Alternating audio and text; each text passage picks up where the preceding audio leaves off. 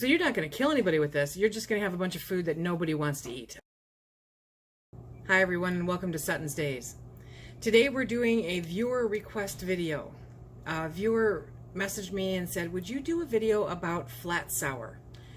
Sure, it's a really great idea. I don't think we talk enough about it because it has come up often in questions, especially in the Facebook group, where people will ask if they can do certain things. And typically the answer is no, because it could cause flat sour, or this might cause flat sour. So let's delve a little bit into flat sour, okay? I have a bunch of notes here, so bear with me. Flat sour is basically harmless, okay, with regard to food safety, but it causes the food to ferment in a way that produces a sour off taste, okay, and smell without producing any gas.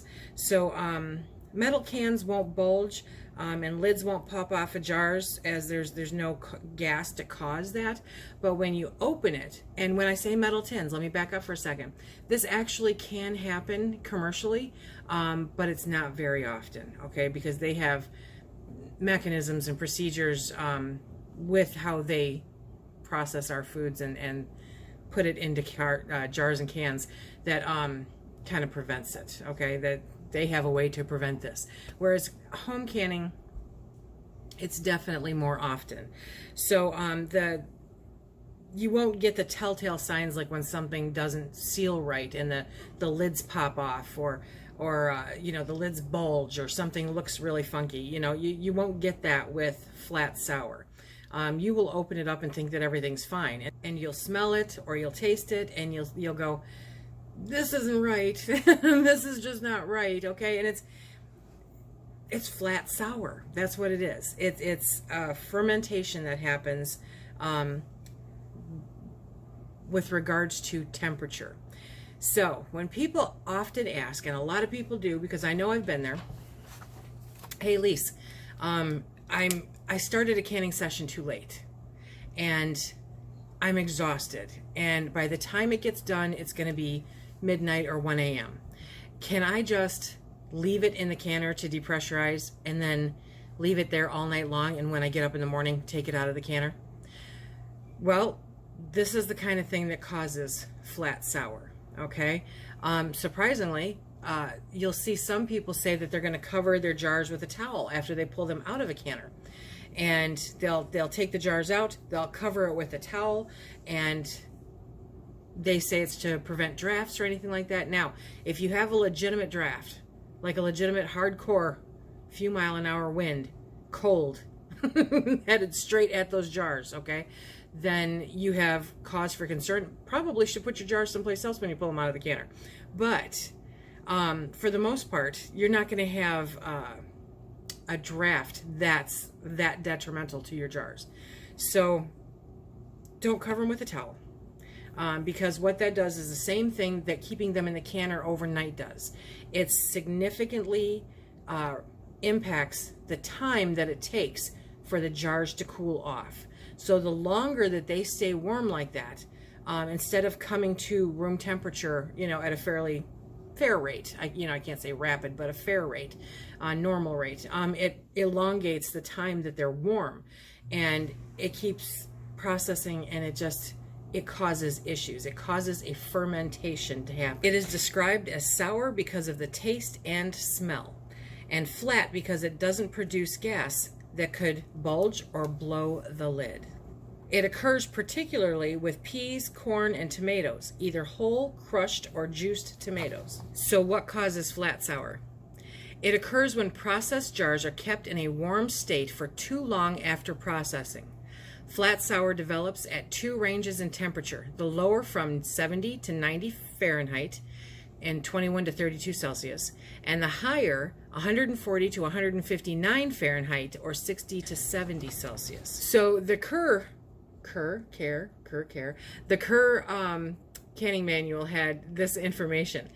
At home, you can create conditions for flat sour to develop by leaving your jars in the canner too long after processing, either water bath or pressure canning, or do something deliberately to slow down the cooling, such as cramming hot jars right next to each other on the counter, or covering them with a towel.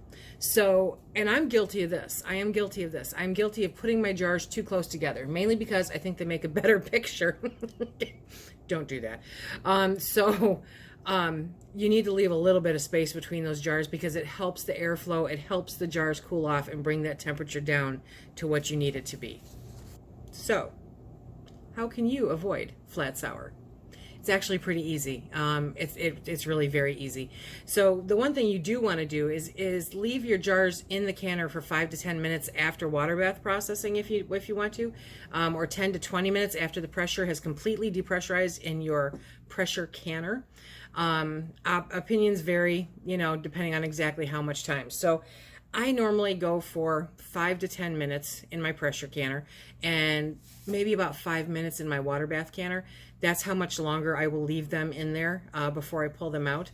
But because if you pull the jars out too fast in the pressure canner, it can cause siphoning also. So there's a balancing act here, It's a science, guys, it really is. So you want to avoid a draft, but don't cover them with a cloth, okay? And processed food should cool quickly. Jars should be removed from a cooker or water bath as soon as the processing is complete. But that doesn't mean put them in the refrigerator. You don't want them to cool that quickly. That will cause all kinds of issues. Okay, so covered my bases here, guys. Cooling too slowly after removing from the canner, stacking them too close together. There is a group of harmless organisms called thermophiles. Now, that's about as much of a scientific name as you're going to get out of this face because most of these are too hard for me to pronounce. The thermophiles are what can survive during canning. They're not a safety issue. They're a quality issue, though, okay? If bottles are held hot for long periods, they can produce acid fermentation. This results in the defect known as flat sour. It's harmless but produces an undesirable flavor. So you're not going to kill anybody with this food, okay? You're just going to have a bunch of food in jars that nobody is going to eat. Nobody's going to want to eat because it's going to taste very bad. It's not desirable at all. So remember that flat sour occurs at the tail end of the processing. It can develop if your canned goods take too long to cool down.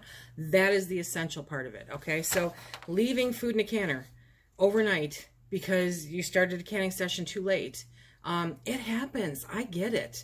And I have had to set an alarm and pop myself on my couch so that I got up in a timely manner to take that lid off, take the jars out, and then go to bed. I mean, it's bad, I know, but it just takes a little more planning, and I can't blame anybody. I've done it. I've started canning sessions too late and then kicked myself into the wee hours of the morning. But there's no avoiding it. If you don't want to ruin your food, you want to get it out of the canner.